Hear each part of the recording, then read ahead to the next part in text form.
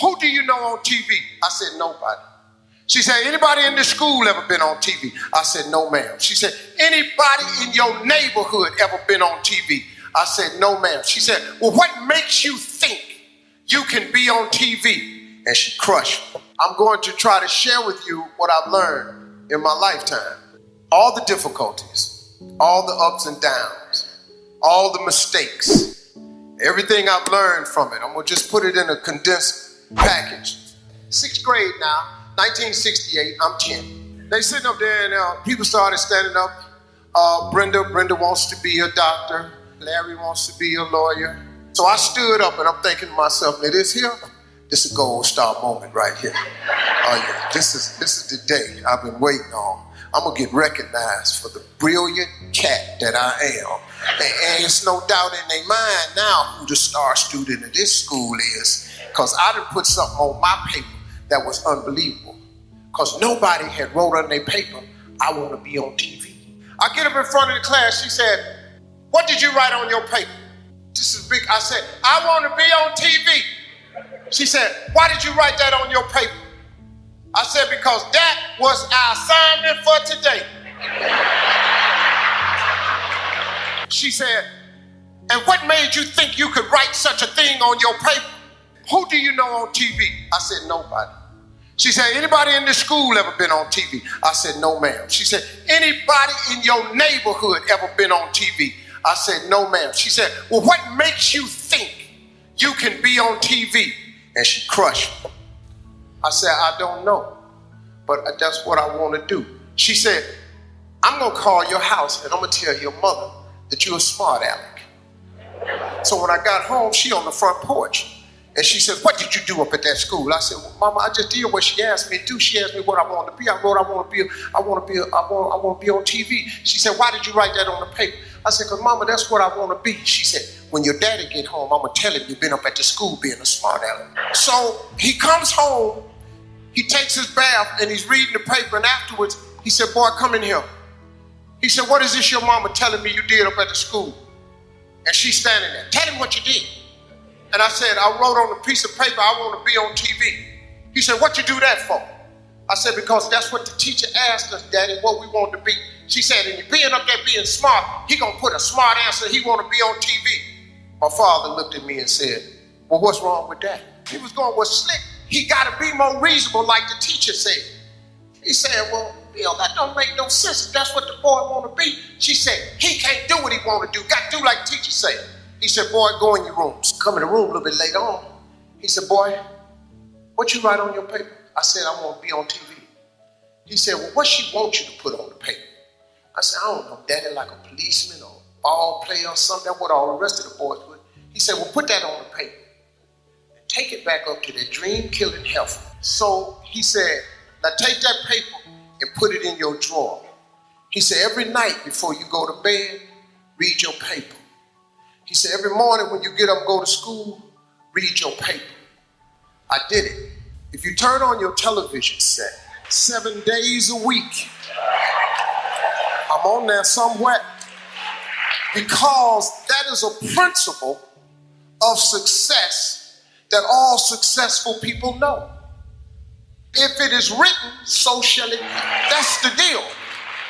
If you don't have what you want in life, just check yourself. Is it written anywhere? Have you wrote it down? Have you claimed it? Have you laid it into faith?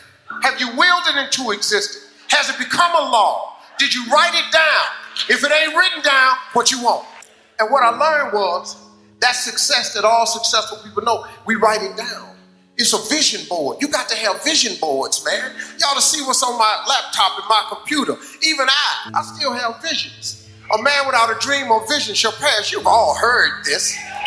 I just try to put it in a way where it's real talk. See, writing it down makes it doable. If you go through a school zone doing 35 miles per hour and the police stop you and a truck was blocking the sign that said 20 miles an hour, guess what? You still get the ticket. You know why? Because it's a written law. They put it into law. They wrote it down. The fact that you ain't read it, the fact that you didn't see the sign, tough. It's written. 20. You break the law, 20. You got to write it down. That's an important thing. See, here's a cold thing I learned. You got to fix your mindset.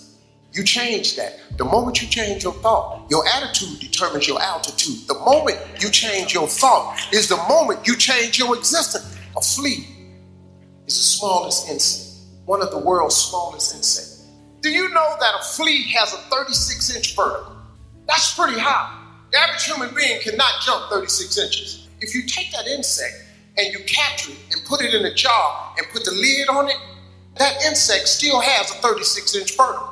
You know what it does? It jumps 36 inches, but it hits its head and gets knocked back down. So he makes an adjustment. Since I'm getting knocked back down, I'm not gonna jump my full potential. I'm just gonna jump just enough so I don't get knocked back down. If you get another flea and capture it, the flea goes into the jar. The flea again, another flea, has a 36-inch vertical. But because he's in the jar and he's seen what happens when he hits his head and he gets knocked back down, he duplicates what he sees the other flea doing. And he jumps just high enough where he don't hit his head. The sad thing about it is when these fleas have babies, these fleas are born with a 36-inch vertical. But because they live in the jar with their mama and their daddy, and they got a 36-inch vertical, but they see everybody else jumping just so high, they duplicate it. It becomes generational. It gets passed down. The parent ain't got enough sense to say, hey, I messed up my jump, but you though, you can still go 36. Your brain is your lid. If you take the lid off, the potential in every one of us is expansive. It's unbelievable. Imagination is everything. It's the preview to life's coming attractions. You know what that means? Everything was once a thought. That's what that means. Let your imagination go. Open up your mind, trip a little bit. The Wright brothers were sitting around one day and said, hey, I want to fly like a bird. So people said, come here, man. Hey, what this dude just said. Tell him what you just said. I'm going to fly like a bird. I flew in here today. If imagination is everything, why not use yours?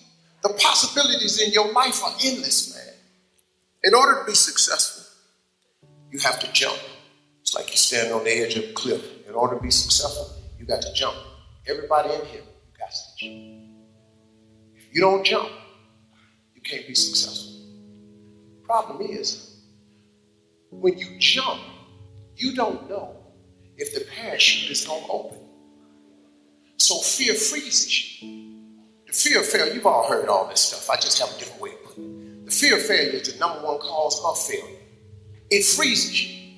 But let me explain something to you. If you don't jump, here's the one thing that's guaranteed.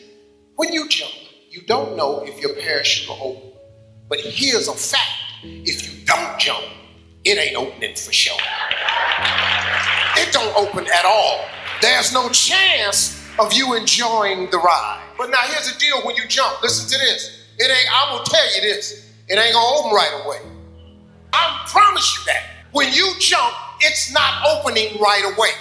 Oh, you're gonna get cut up because the parachute is not going to open right away. But see, and your parachute is success. Success. When you experience success, it opens the parachute. And now that fall is now a ride. It's an incredible ride. Your view is different. You see people on parachutes in the air all the time. You see them on TMZ. You cut on TV shows and watch people live their life. Stop watching people live a life you could be living. Jump. Jump. You got to jump. What you waiting on? It's safe right here, but it ain't about nothing right here. Living is different from existing. If you want to live, you got to jump, man. Just jump out there. But you got to jump. You got no life standing on this cliff, looking over, looking at everybody fly by, soar through the air like birds. You got to jump, man. That's the cold part. You got to jump. If you ain't never jumped, you don't even know if your chute works. You got to jump. You don't jump, well, sit there. Parachute on your back, safe. You good? You existing? I chose to jump.